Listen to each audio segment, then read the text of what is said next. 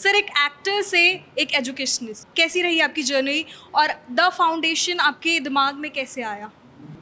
हमारे देश में अलग अलग किस्म के डेवलपमेंट हैं। कहीं पे ज़्यादा डेवलप्ड कोने हैं, कहीं पे बहुत कम डेवलपमेंट देखने को मिलता है। और डेवलपमेंट का मतलब ये है कि उस क्षेत्र के लोग क्या वो खुश हैं अपनी ज़िंदगी से, अगर ना खुश है तो क्यों। तो फाउंडेशन का प्लान, तरकीब ये है कि हम बच्चों को उस शहर से, इलाके से, तालुका से, राज्य से, रीजन से निकाल के सबसे बेहतरीन एजुकेशन जो भारत में मिलता है उनको दे दें। और 20 साल बाद जब वो वापस जाएं 30 साल की उम्र पे या 31 साल की उम्र पे, they will take their ideas of development back into their lands. हमने देखा है कि आप जेंडर इक्वालिटी के बारे में भी काफ़ी वोकल रहे हैं, लेकिन आपकी एक मूवी है जहां प्रियंका चोपड़ा को कह रहे हैं कि मैं अलाउ करता हूं, ठीक है, लेकिन आज भी ऐसी कई बच्चियां हैं जिनको एजुकेशन अलाउ नहीं है, या तो वो संघर्ष कर रही हैं एजुकेशन के लिए, लेकिन उनको एक मोटिवेशन नहीं मिल रहा है एक्सटर्नल फोर्सेस से। तो अपने अंदर वो कैसे मोटिवेशन ढूंढें? मेरे ख्याल से मोटिवेशन तब मरता है जब आपको लगता है कि इससे करने से कुछ लाभ नहीं होगा मेरा। और वो जब होता है कि जब समाज में वो देखती है कि एजुकेशन करने के बाद भी कोई फ़ायदा नहीं है, क्योंकि मुझे अपॉर्चुनिटीज़ नहीं मिलेंगे, मुझे मौका नहीं मिलेगा। तो अगर वो देख पाती है भविष्य में कि अगर मैं पढ़ूँ तो मेरे लिए तो ये 4 रास्ते हैं, तो वो पढ़ेंगी। तो मैं सोचता हूँ कि दोष लड़कियों में नहीं, समाज में है कि हमने वो जो रास्ते हैं दिखाए नहीं कि देखो पढ़ो, आपके लिए ये रास्ता आएगा। रास्ते अगर बनेंगे तो वो ज़रूर पढ़ेंगे। सर, मैं आपको कॉन्ग्रेचुलेट भी करना चाहूँगी कि एक रग्बी ग्राउंड आपके नाम पर रखा गया है। How do you feel about this? और बच्चों के लिए कितना ज़रूरी है कि एजुकेशन के साथ साथ वो स्पोर्ट्स या फिर दूसरे एक्टिविटीज़ में भी भाग लें? What do you think? बहुत महत्वपूर्ण है स्पोर्ट्स।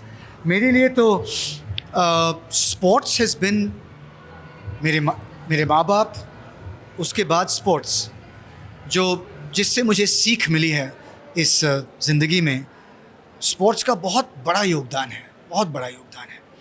तो मैं कहाँ से शुरू करूँ? स्पोर्ट्स आपको परिश्रम का जो फल है वो सिखाता है।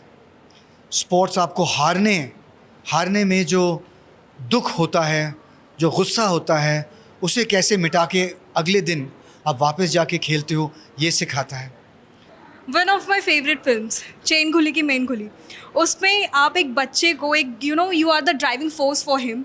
आपकी लाइफ में कौन रहा है ऐसा ड्राइविंग फोर्स या कोई गुरु? कोई नहीं, सभी या कोई नहीं, सभी लोग में से कुछ ना कुछ सीखने को मिलता है। You just have to keep your eyes and ears open to the world. किसी शख्स से आपको कहीं पे कुछ लेसन मिल सकता है, लेकिन अगर मैं कहूँ कि एक शख्स है जिसने मुझे बहुत भारी तरीके से इंस्पायर किया है, that will not be true. बहुत लोगों ने इंस्पायर किया है, और कई बार ऐसा होता है कि लोगों के गलतियों से मैं सीखता हूँ। तो ऐसा नहीं कि सिर्फ पॉजिटिव रोल मॉडल्स, कई नेगेटिव लोग हैं जो भी रोल मॉडल्स बन सकते हैं। सर, एक बहुत ही सीरियस क्वेश्चन पूछूंगी, वो बैट कहाँ है जो आपने तोड़ दी? मैंने नहीं तोड़ा बैट। वो बैट राघव ने तोड़ा था ना शायद। तो मैंने तो बैट नहीं तोड़ा, और मेरे हाथ में वो बैट कभी आया नहीं। मैंने तो मेहनत करके रन्स बनाए, और करण ने बिना मेहनत करके बहुत सिक्सेस स्कोर किए, लेकिन बहुत मज़ा आया। I enjoyed making that film. Sir, अक्सर जो पेरेंट्स होते हैं वो चाहते हैं कि उनका बच्चा सिर्फ पढ़ाई करे, बॉलीवुड या हॉलीवुड फिल्म्स ना देखे। तो आपको क्या लगता है बॉलीवुड किस दिशा में बढ़ रही है कि एक बच्चा बॉलीवुड फिल्म देख के भी कुछ सीख सकता है? What do you think about this? आप जनरलाइज तो नहीं कर सकते हो। इस देश में अगर एक चीज़ सत्य है तो बिल्कुल ऑपोजिट चीज़ भी सत्य हो सकता है। अगर मैं कहूँ कि बहुत जगह पे पीने के लिए पानी नहीं है, ऐसा भी है कि बहुत जगह पे पानी बहुत प्लेंटीफुल है। सो बॉलीवुड फिल्म्स के साथ वही मैं कहूँगा कि आप कौन सी फिल्म दिखा रहे हैं आपके बच्चों को, उसी के आधार पे मैं जवाब दे सकता हूँ कि this will be beneficial, this will not. अच्छे फिल्म्स हैं, बुरे फिल्म्स हैं, ऐसे फिल्म्स हैं जिसमें सबक है लेकिन बहुत ही बोरिंग है, ऐसे फिल्म्स में है जिसमें सबक नहीं है और बहुत एंटरटेनिंग है। So you have to see what is the film and what are you trying to do. आप बहुत सालों से एजुकेशन के लिए जुड़े हुए हैं, so how do you feel about this award function? क्या ऐसे अवार्ड फंक्शंस और होने चाहिए और कितना ज़रूरी हो जाता है? And one message for our Jagran Josh team. बात अवार्ड्स के बारे में नहीं है, बात है कि क्या चर्चा चल रहा है कि नहीं। तो जागरण जोश अवार्ड्स के माध्यम से एजुकेशन पे, शिक्षा पे चर्चा चल रहा है।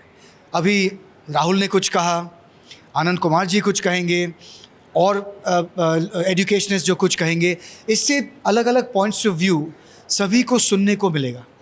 उसके बाद आप चूज़ कर सकते हो ना कि यहाँ से मैं ये लूँगा, इस बंदे ने जो कहा मैं ये लेता हूँ और ये मैं लेता हूँ, और I will form my own idea of what is great education.